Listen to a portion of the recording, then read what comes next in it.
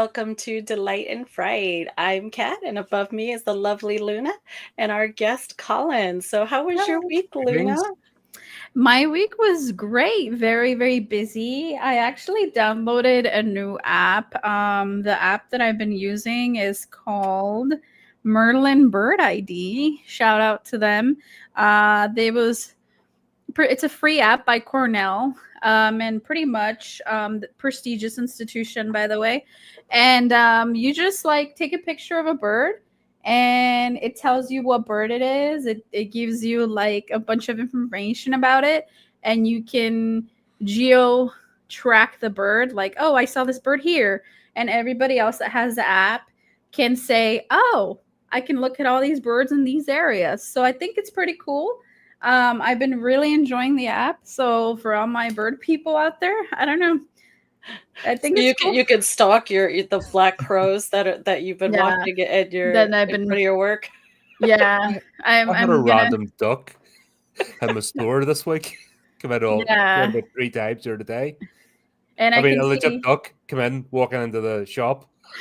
Aww. Had to chase it out about 3 times. It kept coming back. It's like, you don't come along in here. Maybe the app could be used to track that. Yeah, you can See track where the it's duck and going. see it hitting up all the businesses. I think that would be very funny. Or if it's just like out to get you, it's Yeah. just like Bit staring stuck. at you. Oh yeah, definitely. So how are you guys? How are you, Kat? How are you, Colin? Grand. Yeah. Ticking along. Nice to be in the middle of the morning. It'll hit me in about an hour's time. I'll be like, once the caffeine wears off. Oh, wow. We have a lot of people in the house. Thank you so much Thank for you. coming. Of course, Freddie. Freddie was first. Yeah, Krugsy was second. We had a bunch of people. Chris said fifth with the emoji face. That is so funny. And then Chris said, "You can stalk the black rose, but they're hard to handle." Nice. That is very true. That is very true. Very, very true. How was your week, Kat? Good. I saw The Ugly Stepsister, which was a really good Norwegian film. It tells the story of from the stepsister's point of view and all the things she went through to get her prince that she really didn't need anyways. He was kind of a dick. And it was really gross but great. You know how I love the gory, gross movies. And I had an egg hunt for my coworkers, which was a lot of fun. Everybody just was like brought out the kid in them, and it was a lot of fun. And we were still finding eggs like the next day. That is so funny. I came to work on one of the machines, and he was like, what? Why are they in there?" Like, Oh wow. they didn't find them. Haha, I'm good at hiding eggs. Like the painted Nice. hard-boiled ones for yeah, The lovely. plastic ones, yeah. The Some of plastic the ones, right? Not the ones that prizes are or gonna like money rake and a lottery week tickets later. and stuff. Yes. So we have a viewer commenting, love the Chalky doll in the background. Thank you, my Chucky. Does he move around? Does he do anything? Yeah, he does. When I turn him on, he does. Demonstration. You say, "Hey, Chucky." Oh, Oh. hi, Chucky. From now on, no more Mr. Oh wow. You just talked to him Hi, and Chucky. So He just does That- all kinds of stuff when you say its name. Oh wow. Maybe I'm showing me age. That reminds me of the Freddy the Fish and the Douglas the Fir Tree things back in the day. They were motion activated, and they're great for about 10 minutes. But then if you leave it on, and the minute you walk past, it's always like chirping at you or playing a song or doing something. You're like, oh no, Yeah. stop. That's why I have it off most of the time. Yeah. Yeah. So let's No. introduce our guest. Today we have the author Colin Martin in the house. He has written The Ringmaster Interview, Tales of Horror and Madness, Surviving the Herd, Horrific Tales Volume 1, Hauntings, and today we're discussing his newest work, Horrific Tales Volume 2, Cryptids. Cryptids, yes. Oh my god, that book is so pretty. I love the green. It just makes it pop. I love that cover. Funny enough, I had an argument with I have a team, on my podcast and co-host, and we sort of have a group, and the sort of people I rely on to be honest, to bounce ideas off. One of the guys like, "That's horrible. What are you picking green for?" It's like, because it's earthy. It's cryptids are more about the location than the actual creature, and about the the town, village, city. It's that particular culture that's created the story, and I found out more about that. So the green and the sort of nature and back to basics, I thought worked because I want each of these covers. I've sort of plotted out the first 10 volumes of the series. I want each of the covers to be different so that you can pick them out, but I want the running theme of the horrific tales so that it's part of the collection. You can get brand recognition, but I don't want to just copy and paste, with generic covers. I love that. So, what I want to really ask you is, what is your favorite cryptid? It has to be Nessie. Nessie? That's the one. Nessie! Yeah, that's the one that got me interested. I didn't really find out about the American ones or a lot of the international ones later on in life, but always the one that were back in the UK was always Loch Ness Monster, and it was a documentary in late 80s, early 90s where they actually went out and got sonar and they dropped the sonar detectors down. They were actually trying to find the Loch Ness Monster, and they realized that the Loch Ness, it's meant to be a closed body of water, but it actually has channels that go into the North Sea. So they never solved the mystery because it's possible that the actual creature could be out in the sea and come back in and out, and the channel's actually that deep as well. There's parts that even normal boats, they can't, even with today's technology, they can't just map the whole area. It's water is one of the things that we're like the ocean and bodies of water is still a mystery to mankind, because we still can't, like, we can go into space, we can go in the air, but we can barely go like 3 meters below the surface of water without dealing with pressure or visibility. That's still an amazing like unexplored area that we're still finding out and still finding new creatures. So anything's possible. And in cryptids in general, I love that idea that anything is possible. There's still mysteries out there. This arrogance of we know everything with, oh, that's it, we're at the pinnacle, there's no further to climb, this is it, this is all we've got. That's quite depressing, isn't it? People talk like that. Yeah, that is very true. One cryptid that is I'll discuss two real quick before we get into the book, but skunk ape is a local cryptid that we have here in Florida. I think the name is hilarious. Skunk ape is associated with like the Everglades, and he's like a Sasquatch kind of guy. And my person, I know him as Bigfoot. That's just, I always learned of him as Bigfoot. I think Bigfoot is different than skunk ape, I think, but they are like the same kind of creature. My personal favorite is El Chupacabra. Yes, we've got a story. One of the stories where Lava Flows actually features that. Ooh, that's so great. I grew up in Mexico, so we definitely had that growing up where, if your sheep went missing or one of your animals was disemboweled, you're like, oh God, here comes this creature that's going to disembowel all my animals. And it could very well be a coyote or something like that, but everybody, it's just the myth. It's just, oh yeah, the chupacabra definitely did that. So I find that very fascinating. So what do you talk about in that part of your book about that? Well, it's an anthology of it's not just my book. I'm the publisher and the author, so it's actually an anthology with various authors. So there's 11, including myself. There's 11 different authors involved in it.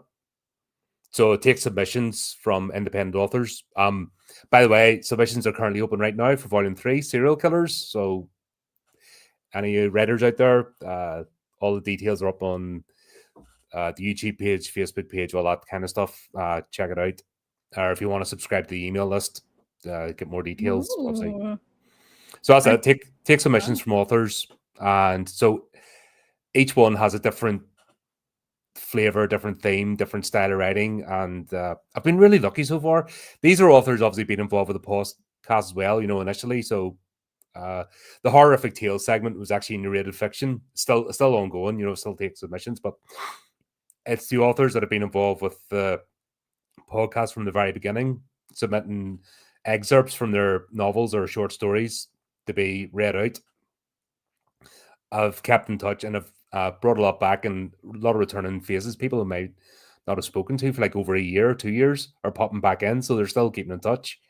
And obviously people that talk to you more regular on the show, still subscribing, and I'm still getting new people. So it's all quite exciting. And being a publisher, having to make those decisions about who gets in and who doesn't, and what am I looking for standards wise and storytelling wise, and trying to communicate that, it's all a completely different challenge, as opposed to being an author, living in your own head and just putting stuff on paper. That's a particular set of skills, but then you have to switch it up when you transition to the other side, if that makes sense. Absolutely. And you only have so many pages that you can, you can fill. And I'm sure some stories were great stories, but they may have been too similar, so you probably had to. I did get a couple of repeats, so I had to say no, sorry, because I'm sort of getting I think yourself, when you're about 4 or 5 stories in, you know what the book's going to look like, and you know the sort of flavor of it. And then you sort of know if something's going to fit in with that or stick out like a sore thumb. And that's because I'm sure yourself, you've read anthologies where it feels like it's all over the place, where it's very disjointed, and like one story might be 5,000 words, the next one's like 100 words, and it's completely different style, and you don't get the overall theme, and it's very jarring to read. So I think I'm aware of that, and that's what I try to think of. It's hard to quantify, if that makes sense, and it's horrible to tell somebody no, because you always want to, you always want to encourage people. You want people to succeed, especially in the horror genre. That's something I've been talking about a lot. Compared to other genres, the horror genre is very supportive and collaborative. We all want to just help each other get along. Where if you look at like the nice genres, they're all stabbing each other in the back and turning each other. Right. You're just like, okay. We're the horrible people, for being horror fans. Yeah, fine, okay. Aww. Makes total sense. I can see why that would be a lot of pressure to make the book stitch well when there's so many thoughts and ideas and different styles, and you want to make sure it like blends well with each other and it's a seamless read, because you don't want to read something that, I mean, it sucks to say, but you don't want to read something that is very eloquent, very Tolkien, and then the next thing you read, it's like a 10-year-old wrote it, Yeah. It won't meld well. It's like, whoa, this is night and day. So But you also don't want to copy and paste 10 stories. Like the first one, Hauntings, was more of a challenge because I was worried I was going to get like 10 haunted house stories. 10 copies of The Conjuring, and then like, what can you do with that? It's not great. But I was lucky again that everyone, especially people that have been working with me and have got a relationship over the years, they get what I'm trying to do, and they get what I'm about. So so far I've been spoiled. It might change as we go along. It might get harder instead of easier. Who knows? But then if you don't try, that's what life's about, isn't it? If you don't try these things, you don't try to make things succeed, how are you ever going to know? Yeah, exactly. Exactly. Did you write any of the stories from the Cryptid series? Yes, I did the Shadow of Sleeve and Nora. What is that one about? It's the cryptid is the Gruyak, so that's a local one, County Antrim. It's a bipedal. It's almost like a Sasquatch werewolf hybrid. Ooh, with the 5 foot with the Roman packs. Nice. Is that a local? Yeah.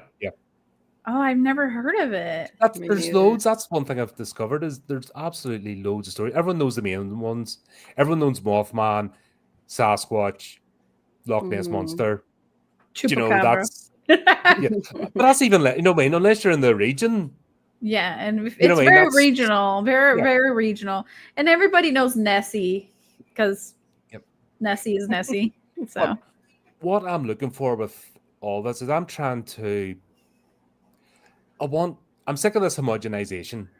I'm sick of this idea that everyone must sound the same, look the same, talk the same, everything's beige. You know, look at the mainstream entertainment industry; it's just slop, and there's no difference, there's no uniqueness, and that seems to be driven out of storytelling in general. I find that really frustrating, and you're seeing a bit of it even in the independent author scene because everyone's trying to fall into line and be popular and get in with the cool kids, whoever they might be at the moment, and everyone's like writing the same stuff.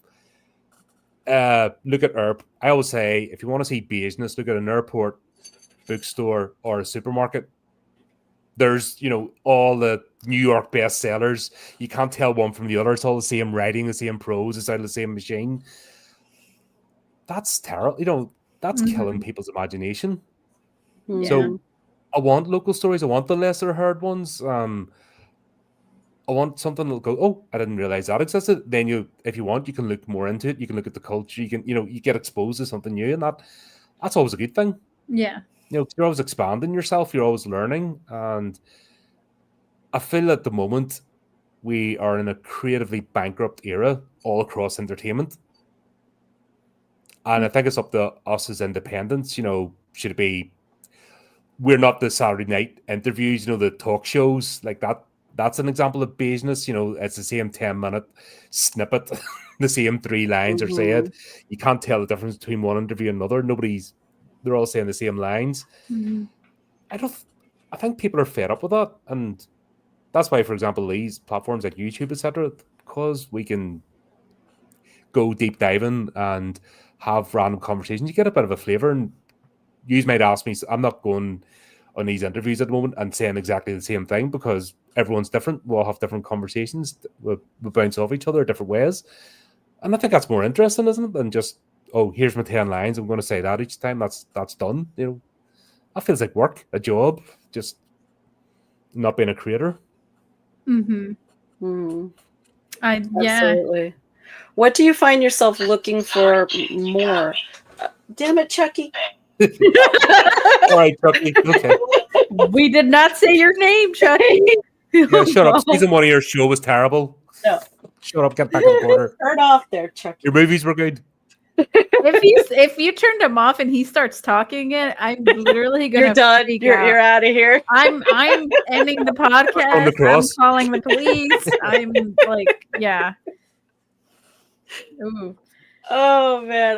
What I was trying to ask you, Colin, was what do you find yourself looking for most in stories, or what do you love more? Is it more of the authors that are like not scared to go to those really dark places, or the ones that kind of build the mood more? Which do you prefer?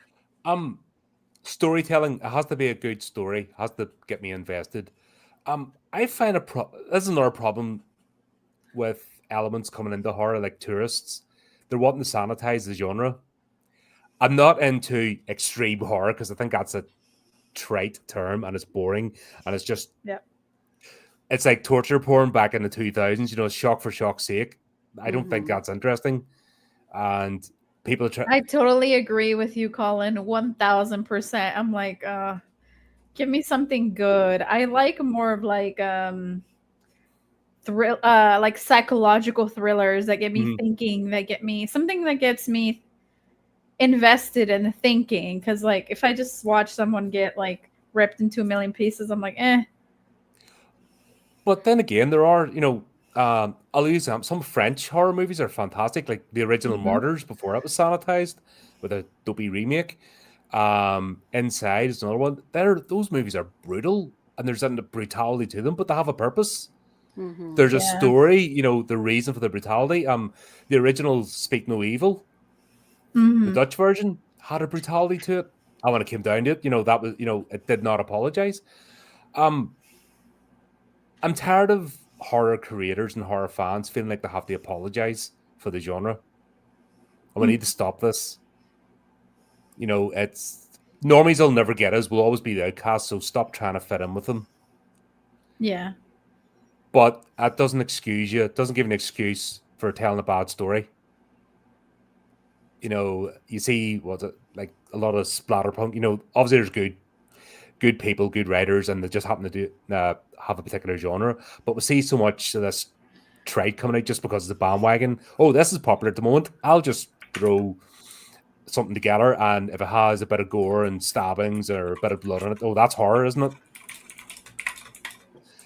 I think so. Yeah, I think so. So what are you working on? I know you mentioned you're working into like a volume 3 for like serial killers, and you're taking submissions for that currently. Is that the only project that you're working on for the future, or what do you have in the works? No. Okay, as well?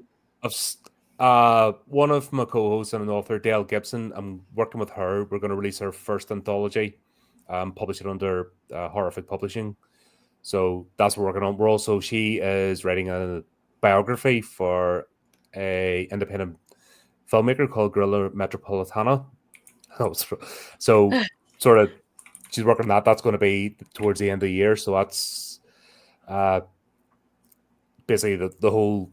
He's got this plan of doing so many movies, 10 movies, and then disappearing, before doing something else under this guise and come back to something else. But this whole journey's being plotted. Another project I'm working on, can't talk about because we're still putting together, but that's very close to completion.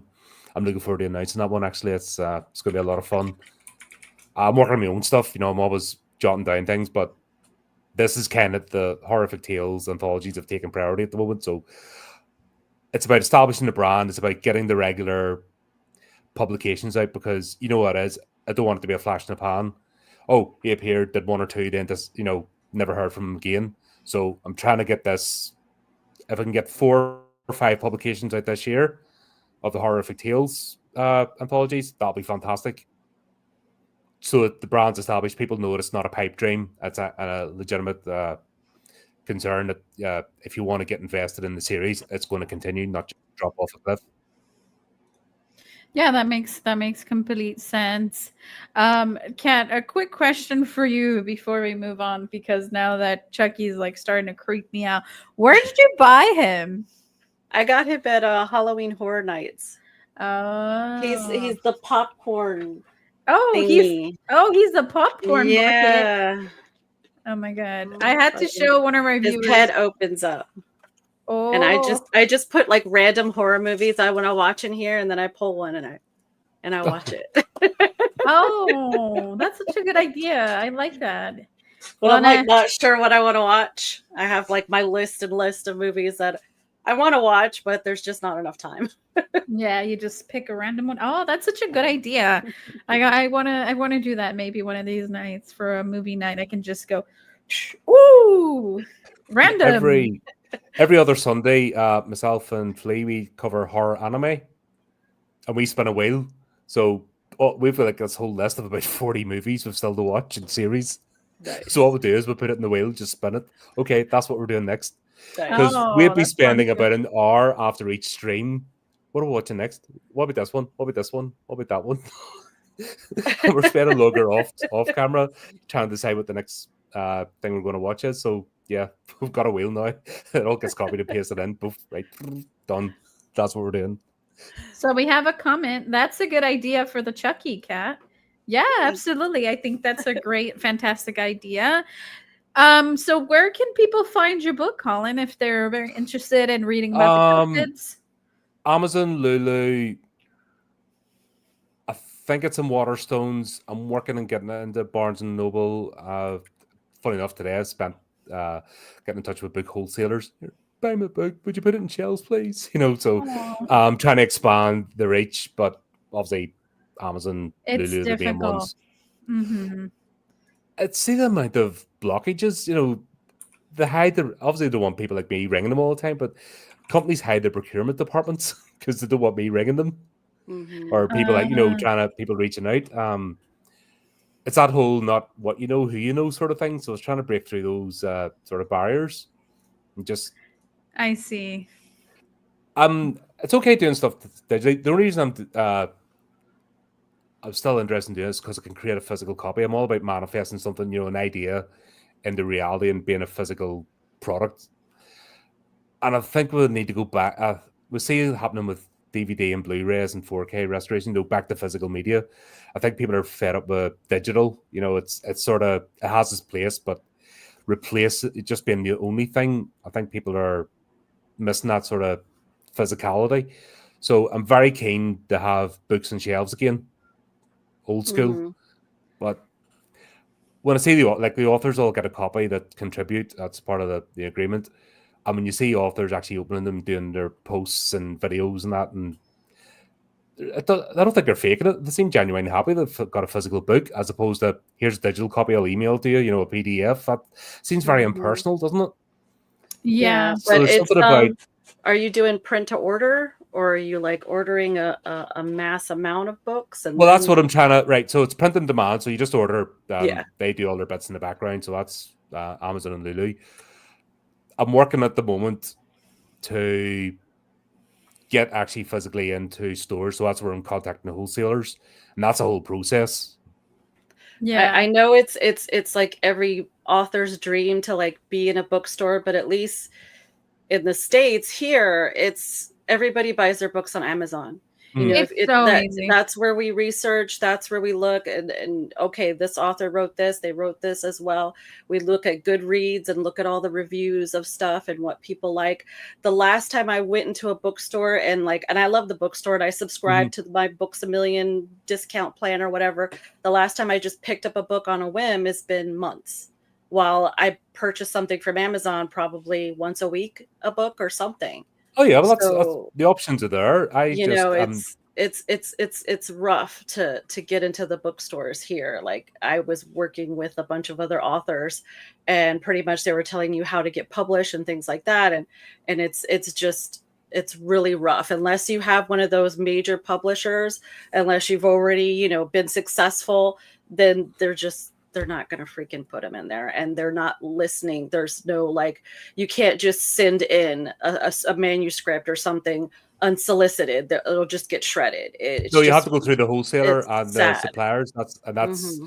That's the journey I'm on at the moment. And obviously, Um, I don't squirrel information away. So anyone who comes on my channel, if I find out something, I let them know. So if I find a way in, I'll tell people because I don't believe in that sort of, oh, I know something you don't. I'm special, or Hmm. you know, I'm not mhm. that pretentious or insecure that I'm afraid of competition. If that makes sense. Yeah. And I think we'll have to do, like I said, it's just the horror mentality, isn't it? We all want to help each other out and we all want to do well. We're never going to appear in the airport bookshop like Yeah. horror, you know, especially independent Hmm. creators and anyone that has a unique voice. That's not going to happen. No. So I accept that, but there's doesn't mean we give up. That's No, of course true. not. Never give up. I, Never surrender.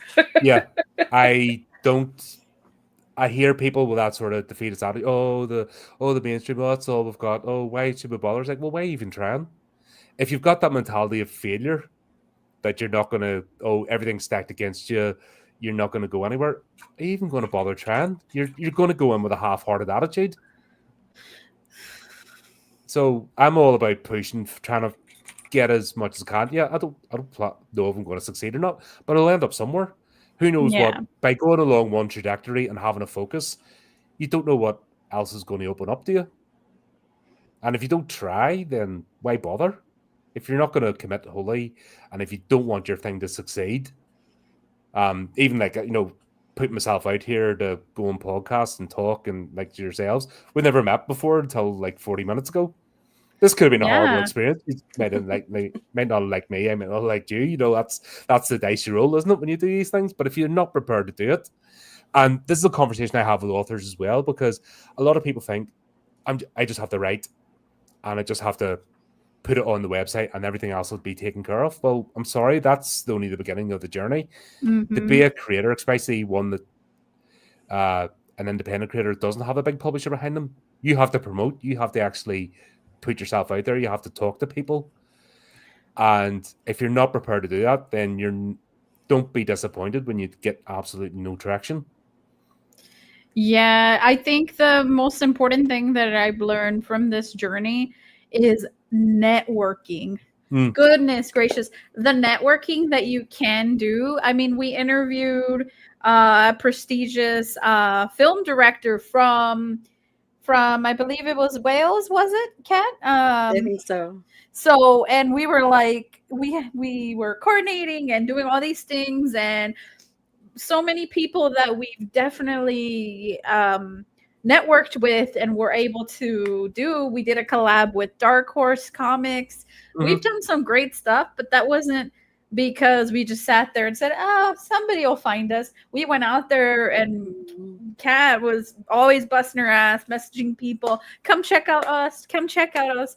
And me like trying to say, hey, come on the show. We'd love to talk about your new movie, your new book, your new media. And, you know, it's been a journey. And yeah, networking, like you said, networking and promoting is big, especially if you don't have the budget. And knowing your audience, right? Knowing who you're writing for. You know, specifically, who is that person? What do they do? Where would you find them at? And that's why I love going to independent film festivals. I love going to Comic Cons and horror conventions and things like that, because that's where you see the people that are putting in the work or putting in that legwork. And one of these days, me and Luna are gonna have our 15 minutes of fame in a horror movie and get murdered by someone. It'll be great.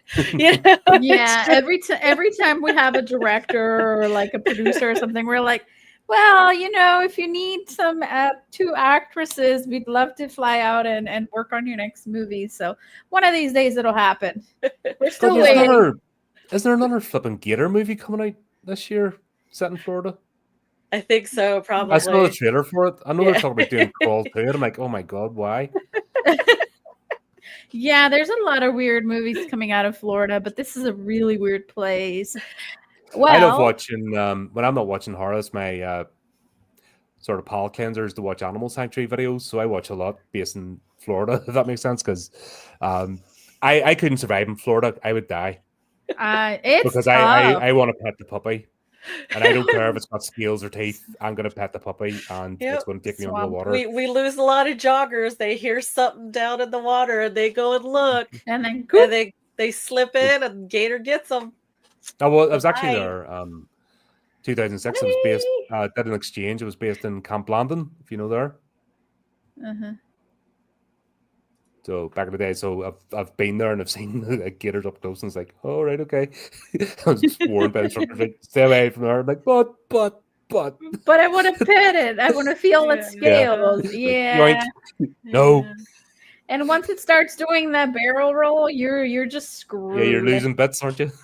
You are. That's so true. Florida's the biggest horror story in the U.S. It is. I love that. I love that, Misty. So true. The swamp puppies are not as kind as they look. Definitely not at all. So I have something to show you guys before we end here. You should definitely check out the Horrorific podcast. Colin is doing magnificent things here. A lot of stuff, a lot of conversations, to some stuff with Terrifier. If you're into horror, check them out, give them some love. Secondly, if you do go to Amazon, you can definitely read. Let me share this other link with everybody. You can definitely read about Colin, read his full bio, and see all the books. So you guys should check it out. What I love about this is if you do have the Kindle Unlimited, you can read it, check it out for free. If you love it, buy the paperback. Still buy the paperback to support Colin. But if you're just a reader and don't want to carry 20 million books, you can always read it on Kindle Unlimited. as well as the first one with the hauntings. Yep. I meant to ask you, who did your early book covers, Colin? Oh, the first two were old friend of mine, Dave Lipscomb. I Nice. think he's still on DeviantArt. Ah, So yeah, they're actually pencil drawn. Awesome. ooh, Yeah, I like that. That was nice. nice. Yeah. So, do you guys have anything else to add before we do our outro? Anything? No, thanks. I, Just want to say thanks for having me on. If you just want to pop over to my house sometime, as in my podcast, come on over. We can review a movie or something, or have Yeah. a chat. Oh my God, I would love that, Absolutely. Colin. Oh my God, we need to For set that sure. up. And if anybody is in the Tampa, Florida, the horror story of the U.S., on Saturday, I will be at the Sunray Cinema to enjoy Joe Bob and Darcy as they watch and talk about Rock and Roll High School and Bubba Hotep. So I'm super excited. I've been bothering Joe Bob as much as I can. Come to Florida, come to Florida. And finally, he's in Florida. I think last time he was in Jacksonville. And I was like, how far from me can you be? Like, you're in Florida, yes, but it's like very, very far. But now he's in Tampa. Yay. So if any of you, if I see anybody out there, say hello. Is he on his? Is this not meant to be his final year, or is he still one of them in retirement, or the final show he keeps doing? No, they were picked up for another season. I keep saying it's the at last one. drive-in. That's it. I'm finished. And But they keep renewing him, and as long We're as they gonna keep make renewing him forever. Aw. Well, I just thank love you Joe Bob. guys. Thank you guys so much for coming out in masses, for supporting us and for supporting what we're doing. Go show Colin some love. He would really greatly appreciate that. I hope you guys have a great weekend and see you guys next week. Next week, we are going to do a review and a discussion with the director of Say Uncle. We're gonna just kind of go over that and talk to him about the creative process of Say Uncle, and it's gonna be great to just be able to sit down and talk about that. So we hope to see you guys there. See you guys later. Bye-bye. Bye. thanks for having me again. You're welcome. Thank Bye, you. Colin. Bye, everybody.